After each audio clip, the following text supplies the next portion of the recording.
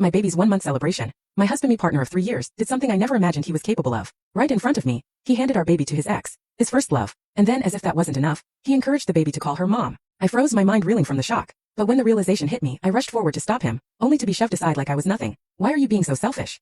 He snapped, glaring at me like I was the one in the wrong. Sarah can't have children. She just wants to know what it's like to be a mom for once. What's the big deal? The baby's too young to even understand. It's just a couple of words. I stared at him, speechless as Sarah looked down at me, holding my baby like she had every right to. Her expression was soft, almost pitying, but her words cut deeper than any knife. I'm so sorry, Amanda, she said, her voice dripping with practiced regret. Not being able to have children is the one thing I've always wanted to experience. It's my only regret in life. She smiled faintly, stroking my baby's tiny cheek as if she belonged to her. Joshua went through so much to make this happen for me, she added, her eyes glancing at my husband. Her Joshua, I realized bitterly. I couldn't bear to refuse him after everything he's done. She paused, letting out a theatrical sigh as if she were the victim. Don't worry though, she continued, her tone so sweet it made me sick. When the baby's older, I'll give him back to you. And then I'll leave. I promise. Her words echoed in my ears, but instead of anger, something else took over. A strange, calm clarity. I got to my feet, brushed myself off, and looked at both of them with a steady gaze. My voice was calm, too calm but firm. All right, I said. I'll grant both of your wishes. 3 years of marriage. 3 years of lies. It was time to walk away. The moment I said those words, the room went silent. At first, the people around me looked shocked, but then their expressions shifted. Disdain replaced surprise.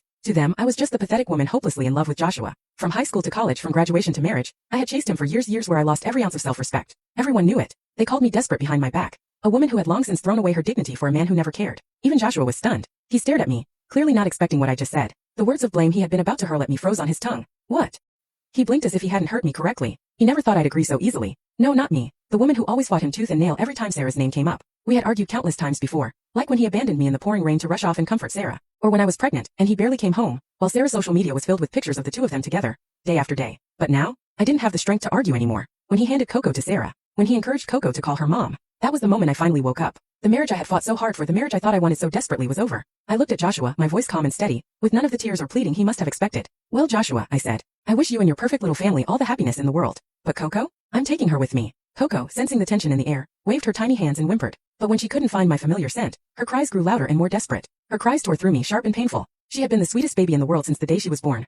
Rarely crying, always calm, never making a fuss. Even during late-night feedings, she wasn't difficult. I had always thought she was a gift from above. But now I realized that from the moment she was conceived, Coco had been nothing more than a piece in Joshua's game. He never cared about her. Not really. To him, Coco wasn't his daughter, she was just a tool. A pawn to make Sarah happy. I clenched my fists, swallowing the lump in my throat as I stared at him. Coco's hungry, I said, my voice trembling with barely restrained anger. She's coming with me. Coco squirmed in Sarah's arms, her tiny body wriggling and pushing away from the unfamiliar woman holding her. It was obvious she wanted nothing to do with Sarah. Sarah's face twisted with irritation as she tried to comfort her, but Coco only cried harder. After a few failed attempts, Sarah's eyes began to water in frustration. Well, she said with a bitter laugh, it looks like Coco doesn't like me very much. Then, as if she were discarding a broken toy, she handed Coco to one of the bodyguards standing nearby.